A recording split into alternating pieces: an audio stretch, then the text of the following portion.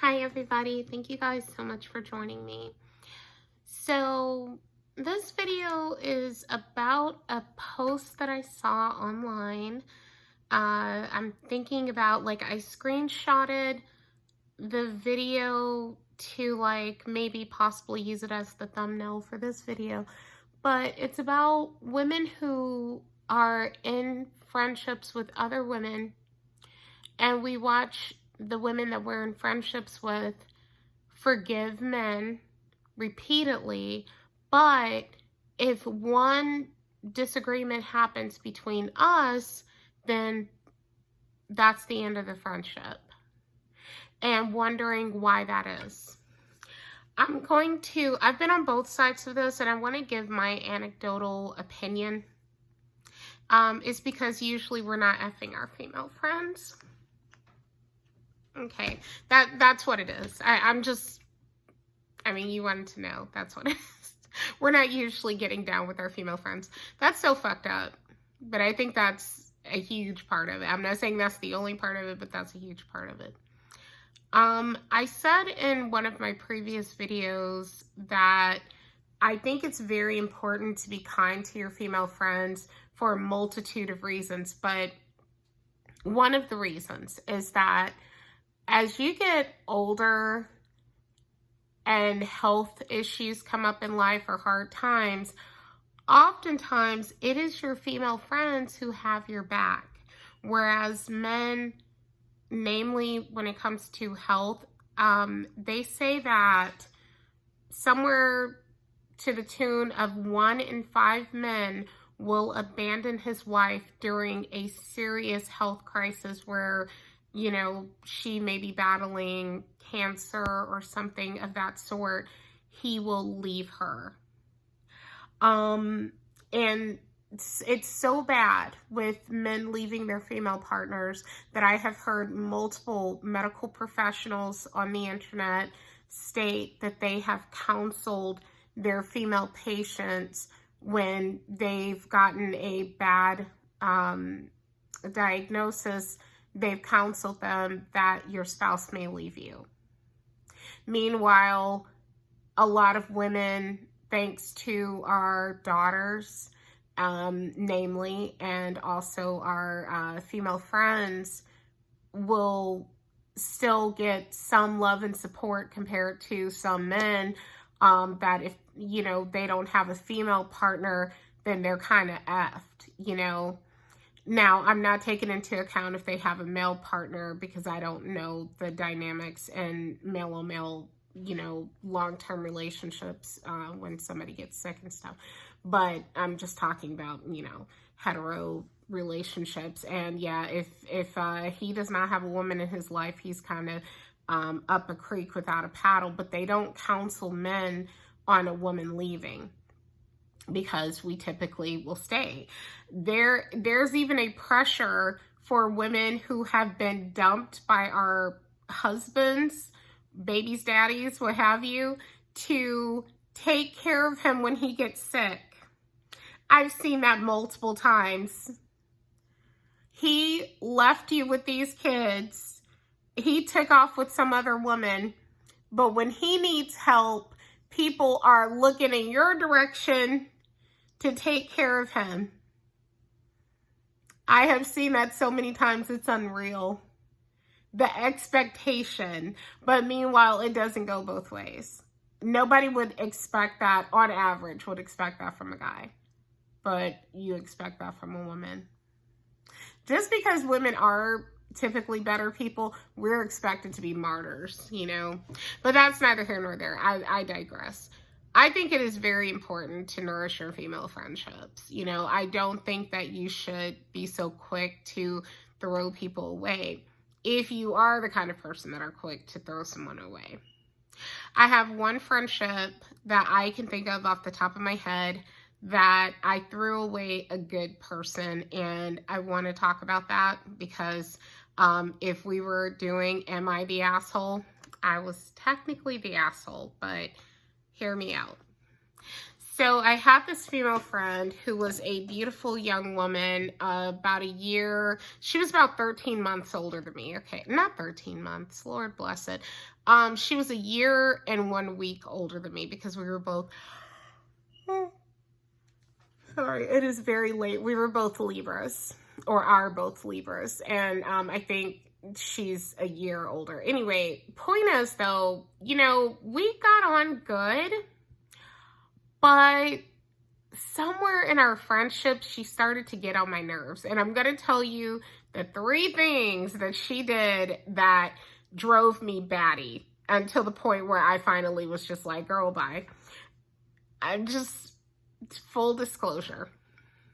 And mind you, I was in my 20s at the time. I was 26, and so she would have been about 27. Thing number 1 was that she was a holy roller. She came from a highly religious background, and that's, I'm a little bit more open-minded about it now compared to where I used to be, but hold on. Hold on. Baby, you good? Okay. Mommy's doing a video, okay?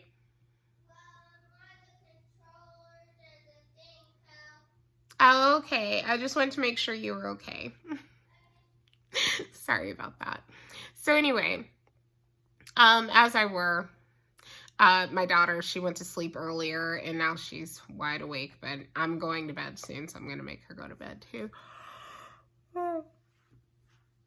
So sorry, I'm tired. Anyway, so one, she was a holy roller, and that was something that used to, it didn't mesh well with me.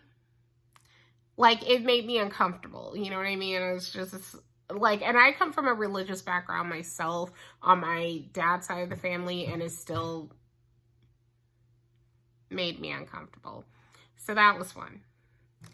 Number 2 is she and I differed on certain political issues, and it like was bothering me. Like, I felt like she was coming from a place of privilege, more so than me. I was from a quote unquote working middle class background and stuff, and she was from a higher tier than I was. And I felt like that played a role in why she took certain political stances, and we just didn't agree about certain things, whatever. And then last but not least, was that, trying to remember the last thing. Oh, she had at least 2 people in her family that she was extremely proud of because of their public achievements. One was her father, who had passed away, if I'm not much mistaken, and he was like a pillar in the community. And so, you know, people used to give her a certain amount of respect because of who her father and her family was and everything. And then the other thing was that she had a sibling who was a public figure, okay? I didn't know him, but he was a public figure, okay? I'm just gonna fucking say it because I'm sure she'd guess who I was talking about if she ever saw this video, which I doubt she will, but if she ever did. He played in the NFL, okay? You got it out of me. It could be any team. I'm not gonna get any specifics or anything, but yeah, he played in the NFL. And where she was getting on my nerves, I was not jealous of her. I thought she was beautiful, by the way, but I was not jealous of her. But she got on my nerves because she used to constantly brag on her family. Like, between the holy roller stuff, the differences in political views, and then the fact that she would not stop talking about the achievements of her family in a way that was like braggadocious. Now, let me say this. I don't think that there's anything wrong with being proud of your family. It's that she would work it into conversations. Like, we would be talking about the weather, and it was like, yeah, well, my brother who's in the NFL, da-da-da-da-da, like, you know what I mean? It was just like constantly, and it was wearing on my nerves. Now, I will also say this, if I haven't said this already. I think she was a wonderful human being with a really, really good heart. And so, nothing against her character, but I felt like our personalities, there was like a clash at the end. That's how I saw it. And I don't know if she picked up anything from me, but I was like, this girl is getting on my nerves. So I ended up ending the friendship. Not proud of that. She didn't do anything wrong. It's just, I just felt like we were incompatible as friends. That's just, and so, but that's almost never the case with me. Typically when I end a friendship, it is after multiple things that have happened. It's kind of like, I don't know if you guys are familiar with this. They say that Walmart may not bust you. If you go into Walmart and you take something that doesn't belong to you, you may not get busted right away. But if you keep doing it, namely with the self-checkout, it's mainly self-checkout, right? Let's say you have 10 items and you keep only scanning 9 of them. They will let it build up before they will finally get your ass. Well, with me, I'm the same way. I will let stuff go, but deep down inside of me, depending on what the fuck shit is, there's a part of me that's keeping tabs whether I want to or not. And so by the time I end a friendship, not including that one young woman that I just mentioned, by the time I end a friendship, I've already gone through it with you. Whether you realize it or not. You may not, you may think, oh, this is the first thing I did. The fuck it is, respectfully. It's not. It's not. And I don't say that with any malice. I'm just saying it's not. That's not even how I roll. Every single person, trust me, that's not how I roll. Not one. Every single person, it's been multiple incidents, whether you realize I knew things or not, where I decided it's for the best for you not to be a part of my life. And so I'm not one who I'm going, especially at my big grown age now, where I'm going to end a friendship over a misunderstanding or just like something simple or whatever. I'm not going to do that. So if I end a friendship, trust me, I am very sure about it. I don't have any regrets over any friendship that I don't have anymore. Not one. Not one. Let me clarify. There's been times, and I talked about this in a previous video, where I have considered spinning the block with people. But in terms of like ending the friendship, I have no regrets. Does that make any sense? Like, it's kind of like, I don't even want to bring this up, but I'll bring it up. My ex and I don't regret that we broke up. I never regretted it. There was never a part of me where I was like, you know what? I should have endured longer. No, I never, not one moment did I ever regret it. The thing, though, was that at a certain point, I was willing to go with the devil I knew, if you will. And, thinking like, hey, we've built this family together. I know you, you know me. This was back in 2024, mind you. Okay, I'm talking about 2024. So don't think like, oh, girl, you that desperate? No. Anyway, but back to 2024. Like a couple of months after we broke up, I'm thinking, I know you, you know me. We have a family together. We're spending your days off together, whatever. Wouldn't it make sense for you to try to fix your family? And I'm open if you want to. I'm open if you're going to be a better, different person. I'm open. And that wasn't what he wanted. Okay, so he turned me down on that, which I'm grateful that he did. I'm actually super happy that he did. But again, I never not one time regretted breaking it off with him, even though there I was spinning the block, if you will, or attempting to, you know. So there have been friendships where I've, you know, considered it. But at the same time, like, and perhaps have even done it, you know, whatever. But at the same time, I don't regret those friendships ending in the first place. Does that make any sense? I don't know. Anyway, but yeah, I will say that if I was friends with someone who they let men make fools of them, but at the same time, there was maybe a misunderstanding with us, or because more likely than not, whatever I did to that person was not in malice or anything. And so, because that's just not how I roll.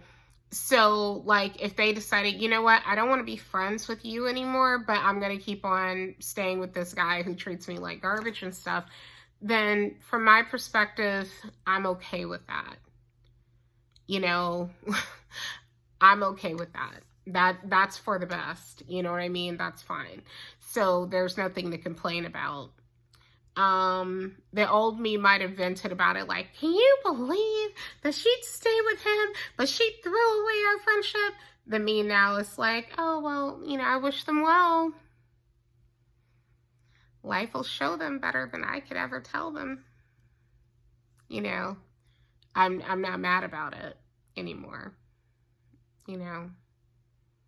And so I guess that's my views on that. And I hope that for everybody else, like if you're in a situation where you had a female friend that was like your ride or die, but something happened between you guys, something where, you know, because if you did something fucked up to her, then I don't have any sympathy for that. And same thing if it were me. If I did something that was fucked up to somebody and they decided they didn't want to be my friend anymore, it's like, what can I say?